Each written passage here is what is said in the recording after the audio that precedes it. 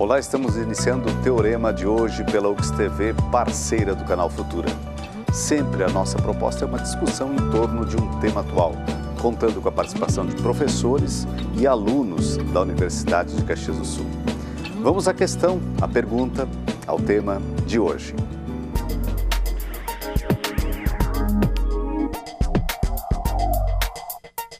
A cultura brasileira tem como marca a miscigenação. Desde a descoberta do país até os dias de hoje, nossa cultura vem incorporando hábitos e costumes de várias etnias. Somos influenciados pela Europa e pelos nossos vizinhos latino-americanos constantemente. Com as fronteiras cada vez mais líquidas, os meios de comunicação como internet, cinema e televisão têm criado um hibridismo cultural que se fortalece mais a cada dia. Diante disso, o Teorema de hoje pergunta: o que é cultura hoje? E para debatermos a resposta a essa pergunta, que certamente também é múltipla, nós contamos com a participação da professora Deise, professora pesquisadora de História aqui da UX, a professora Marlene Branca Sólio, pesquisadora e professora de Comunicação, e o acadêmico de Jornalismo, o Ronaldo Velho Bueno. Começamos por ti, bem-vindo, Ronaldo, tudo bem? Já pega o microfone aí, né? Quem é do jornalismo vai exercitando a comunicação, tudo Já bem? começando comigo, né? Tudo bem, Começando professor? Primeiramente, gostaria de dizer que é um prazer poder estar aqui hoje no programa Teorema, né? Acompanho o programa com frequência e é um assunto bem interessante a ser debatido. O que te veio à cabeça quando você foi convidado para vir? Falar de cultura hoje? Olha só, é um tema bem complexo, né? Então é muito difícil nós termos uma definição concreta de cultura. Eu acho que o VT do início do programa trouxe uma questão bem interessante, que é a liquidez que nós temos, né? Principalmente agora no Brasil, nós temos uma miscigenação de várias etnias e aqui em Caxias do Sul, por exemplo, nós também vemos isso acontecendo, né? Então nós acabamos incorporando muitos costumes. No Brasil nós temos muito das culturas indígenas, né? Ou pré-colombianas, que acabam formando um pouco desta nossa identidade cultural. Mas um questionamento que sempre nos surge são os direcionamentos, né? Desta cultura e desta incorporação e os interesses a que eles estão servindo, né? Perfeito. Nós vemos muitas vezes nós incorporando muito mais a cultura norte-americana, a cultura europeia, do que a cultura dos nossos vizinhos latino-americanos, né? Diríamos, há uma dominante, quem sabe? Uma cultura dominante. Olha, uma hegemônica com certeza, né? Okay. Que é esta cultura norte-americana e também europeia. Professora Branca, bem-vindo. Professora, tem que pegar o microfone. Ali, isso. Tudo Obrigada. bem, Branca? Tudo. E o que você pensou, assim, não é importante sobre cultura hoje falar isso?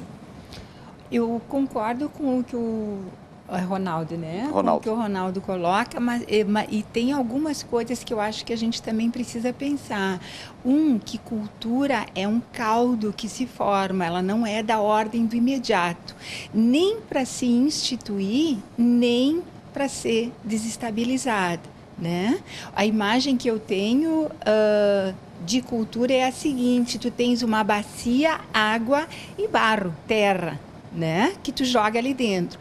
Aquela turgicidade, aquela sujeira, aquele marrom da água, são as partículas que vão compor a cultura, são esses elementos do que tu está chamando de cultura hoje. Mas o que decanta, o que vai descer e o que vai formar uma massa lá embaixo, isso é a cultura. Ela não é da ordem do fixo, porque senão nós teríamos uma doutrina e isso seria terrível, né? Ela é flexível, mas ela não se transforma de imediato, porque a gente tem momentos, tu sacode essa bacia, dá uma turgescência de novo, mistura, mas alguns elementos voltam, se recompõem, trocam de lugar, mas voltam. Então, cultura é isso, é algo da ordem do flexível, não é permanente, não pode de forma alguma ser doutrinário, está sujeito, porque está dentro do tecido social, há solavancos, há alterações, e que bom que isso aconteça, que algumas coisas troquem de lugar, né? Mas cultura, ela é mais do que o valor, a ideologia, o que tentam nos vender no nosso imediato. Isso vai vai ser partícula para compor ou não uma cultura. Eu gosto, se eu posso falar, se tu me permite, pois não. Eu gosto de usar um exemplo. Uma menina chegou para a mãe e perguntou assim: ô mãe, quando tu vai botar o peixe no forno, por que tu corta a cabeça e o rabo? E aí a mãe disse: eu não sei, eu aprendi assim da minha mãe, da tua avó.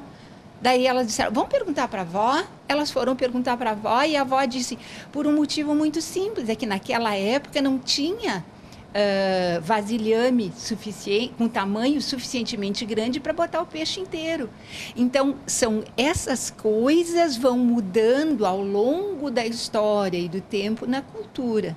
Né? Okay. Mas o caldo de cultura, mesmo sendo chacoalhado, ele se recompõe. Assim é que eu vejo. Tá? Professora Deise, a senhora que é pesquisadora de história, como vê? A gente poderia dizer que há algumas notas que se pode apontar na cultura brasileira hoje? Olha, isso são características da cultura brasileira? Uhum. A cultura também, quando foi convidada para o programa, a cultura é um tema que está sempre em debate, né? E principalmente é um tema muito atual, principalmente em função das políticas públicas, né? E da própria tendência dos movimentos sociais. Porque hoje não se pode falar mais de uma cultura dominante, né? Apesar de muitas vezes a memória oficial, né, ou a memória coletiva, né, trabalhar no sentido de reforçar essa cultura dominante como se fosse a nossa própria identidade. Tipo o quê? Brasileiro cordial, brasileiro feliz, né? Um povo pacífico. Um povo pacífico, verde e amarelo, né? Mas hoje se fala cada vez mais em multiculturalismo, né? E falar do multiculturalismo e da interculturalidade, são conceitos que ampliam e mostram exatamente isso que a professora Branca estava falando, dessa questão da própria dinamicidade da cultura, né? Porque hoje a gente tem um movimento muito forte na sociedade, né, de dar visibilidade a culturas que nunca foram visíveis, né, e que nunca tiveram... Estavam aí, né? Estavam aí, mas foram colocadas no pretérito da história, né? Então, a questão das mulheres, né, eternamente submissas e obedientes, a questão dos negros, dos indígenas, né? Então, e aí entra uma outra questão muito mais forte, é como trabalhar com o multiculturalismo. Porque o próprio multiculturalismo não é simplesmente tolerar o outro, né? Mas é exatamente o diálogo com o outro, exatamente para não pegar com essa história de tolerar o outro, conviver com o outro, reforçar mais estereótipos ainda na sociedade. A palavra tolerância poderia dar exatamente assim, estou tolerando, aguentando, mas... Então por isso que é tão difícil, né? Então vira e mexe, vem novamente a questão da discriminação, do preconceito, do racismo, né? Eu sempre digo... Tu toca numa palavra que é fundamental, que é a gente tem microfone, professora Branca. Tu toca numa palavra, me parece fundamental, que é justamente isso, romper com alguns estereótipos, né? E nem sempre isso pode ser feito da forma mais cordial e mais submissa, né? Harmônica, exatamente. Né? Eu sempre digo, em casa se discute, o pai briga com a mãe briga com os filhos respondem, depois no final das histórias não vai morar cada um numa casa. A gente busca o consenso, mas isso é também disputa, e a disputa de poder implica em posições de confronto, né? E aí o mais interessante, né? A cultura são exatamente esse jogo, essa tensão que o colega coloca, essa tensão de representações sociais que circulam na sociedade, né? Uma hora, do ponto de vista, o negro pode ser analisado sobre um determinado aspecto, né? Mas em outro momento ele pode ser avaliado sobre outro aspecto. Então aí tem esse choque, né? Então a maneira que muitas vezes, às vezes, domina na sociedade é exatamente essa hegemonia, né? A gente sempre diz, a gente não somos racistas, não somos preconceituosos, mas a gente também tem que levar em consideração que a cultura é a coisa mais difícil de ser modificada, né? Existem valores que são dominantes, né? Interesses, necessidades que são dominantes, e às vezes é difícil romper com isso, né? Aí entra de novo na questão de tu trabalhar com multiculturalismo, mas não saber trabalhar exatamente porque falta o diálogo, né? Como vou trabalhar com o outro e respeitar o outro se eu não sei nada da cultura negra, né? Como que eu vou comemorar, entre aspas, o Dia da Mulher, o Dia do Índio, se em sala de aula muitas vezes eu reforço os estereótipos, né? Índio é cocar, taba, tribo, pajé, né? É muito mais do que isso, né? Ronaldo, para encerrar o primeiro bloco. Esse tipo de situação que nós vemos acaba enraizando ainda mais essas diferenças que nós já vemos, né? E há também uma pressão econômica muito forte sobre os costumes culturais, né? Nós pegamos dois exemplos bem interessantes, que é o Carnaval, né? Que ele surge como uma festa intensamente popular e ele acaba sendo cooptado, né? Ele acaba sendo utilizado a mesma roupagem de Carnaval hoje com os interesses econômicos, né? Então é muito difícil acabar equilibrando todas essas tensões de interesses para modificar esse panorama. É difícil, mas não é impossível, né? E eu diria mais, Ronaldo, eu diria que existe todo um interesse para que as pessoas vejam as coisas separadas, que elas não consigam perceber esse enlace do social, do político, do cotidiano no econômico. Quanto menos as pessoas percebem esse enlace do econômico, mais fácil passa a pauta.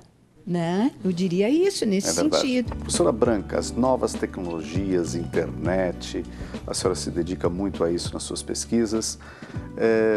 Que contribuição tem para a construção do momento cultural ou para as novas, digamos, os novos cenários de cultura que se desenham? Olha, é bastante perigoso até falar nisso, porque a gente olha assim com um encantamento da tecnologia pela tecnologia e não é por aí. Ontem eu terminei de ler um livro do Assange, né, do Wikileaks, e tem um momento, uma frase que eu estava relendo hoje de manhã, por coincidência, transpondo algumas partes do texto, que ele diz assim, que a internet veio para nos libertar. Ela veio para ser a nossa salvação, mas ela pode ser a maior catástrofe da humanidade. E eu acho que é isso que a gente tem que começar a pensar um pouco.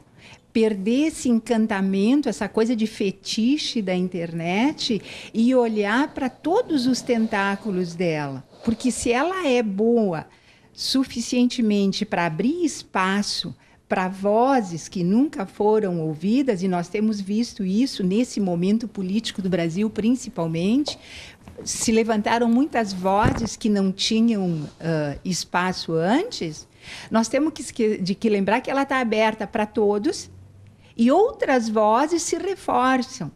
Nós temos que lembrar, de novo, aquilo que há interesse de alguns segmentos de separar o econômico do social e do político, e ela está cada vez mais atrelada ao econômico. Então, quando a gente vê a questão da regulamentação das mídias, quando a gente vê a questão da própria lei que regulamenta o uso da internet e as forças políticas que estão por trás disso e econômicas, e aí nós já não estamos mais falando numa esfera de Brasil, nós estamos falando de um momento que nós vimos muito recentemente dos Estados Unidos, quer dizer, tem todo um controle planetário de algumas forças econômicas que empurram goela abaixo o político, porque é pelo político que o social, pelo político que o econômico se institui, se fixa. Então a gente tem que pensar muito nesse sentido. Sim, a internet, em primeiro lugar, ela tem que ser vista nos nossos dias como algo da ordem do natural. Em segundo lugar, temos que ter sempre o pé atrás e ficar atentos para o uso que essa internet e toda essa tecnologia está sofrendo. E a gente não se dá conta, a gente fica no encantamento do Facebook. E quanto mais pessoas ficarem no encantamento do Facebook, melhor para outras pessoas. Né? Então, eu penso que continuamos tendo várias questões a analisar, não é tão simples assim. Ok. Né? Professora Deise? Eu acho que realmente está faltando isso, né? Porque uma coisa é educar com os médias e outra coisa é educar para os médias, né? Então, ainda falta, né, talvez, uma política, né? Uma política que, ou até da própria educação, né? De exatamente trabalhar com os médias, no sentido de que a gente tem que começar cada vez mais a fazer uma leitura crítica daquilo que circula. Porque, queira ou não, né, não é desligando a televisão que eu não vou mais assistir ou escutar lixo cultural, televisão aberta ou rádio, seja lá o que for, né? Mas a gente está inserido numa sociedade midiática, né? E essa sociedade midiática nos traz sons, imagens, espetáculos, define meus comportamentos, define o meu lazer e define também a minha identidade.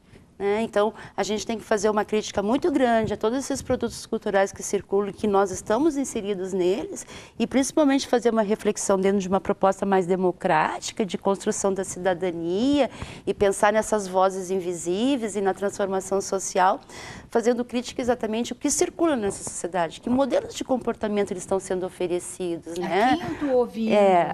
A quem eu devo ouvir, o que eu digo que é moral e imoral, o que é bom, o que é ruim. Quer dizer, tudo passa por isso, né? De repente eu vou me sentir péssima, né? Porque sou gorda, ou sou morena, ou sou isso, ou sou aquilo. Então, essas propostas de modelos, né? De interações sociais, de como se relacionar com o outro, são bem complicadas e merece uma reflexão, e as pessoas às vezes não se dão conta, né? A gente é educado por elas. Ronaldo. Achei muito interessante a fala da professora Branca no que concerne a questão do fetichismo, né, em que se tem sobre a tecnologia. Isso Marx trouxe como o fetiche da mercadoria, e hoje nós temos o fetiche da tecnologia. Nós acabamos ficando encantados com esse mundo de tecnologia e acabamos nos separando da realidade, e essa nossa capacidade analítica de perceber e de criticar o que está acontecendo fica muito comprometida. E eu diria mais uma coisa, Ronaldo, muito Branca, interessante. por favor, microfone. Eu diria mais uma outra, desculpa, mais uma coisa, Ronaldo, que eu acho fundamental, é assim, ó, nós temos que nos dar conta que na internet o produto somos nós. Uhum. Nós somos o produto. Explica porque um pouquinho. tu liga o botão do teu computador, tu entra na internet, alguém está captando toda a tua caminhada, tudo que tu fez, porque é que tu acaba de visitar um site, 5 visitas depois aparece o produto daquele site onde tu entrou, ele aparece como anunciante, né, na tua tela. Entende? Então, na verdade, a gente tem que se dar conta de que hoje na internet o produto somos nós. Alguém detém um banco de informações planetário com uma capacidade imensa de fazer relações, e a gente é o produto na internet. Há um pouco de ilusão, né, nisso de que nós temos voz, de que nós temos participação através da internet. Eu acho que a internet tem um grande potencial estético e um grande potencial democrático, mas assim como a televisão tem. Só que, assim como o rádio tem, como os outros... Assim como a Assembleia do Bairro tem? Tem, todos esses têm um grande potencial. Mas para isso, e principalmente no que diz respeito à internet, no que diz respeito aos outros meios de comunicação, para esse potencial possibilitar ser utilizado esse potencial, isso passa por uma regulamentação, né? A própria Constituição de 88 já prevê uma regulamentação dos meios de comunicação, da comunicação como um todo no Brasil, mas isso não acontece, né? Ok. Voltando um pouquinho à questão... Voltando, não. São enfoques, né? A questão da cultura. E a cultura mesma, ela está aparecendo mais? Está havendo uma contribuição, uma democratização, mais meios para que essas vozes realmente venham? Ou é um pouco ilusório, como dizia a Branca? Aparece, mas, de fato, no fundo, isso é algo que está se expondo, mas não transforma... Não, como você vê? Aí a questão, assim, a gente também não dá para separar a cultura da comunicação, né? Eu diria que a comunicação é a cultura, assim como a cultura é a comunicação, exatamente, né?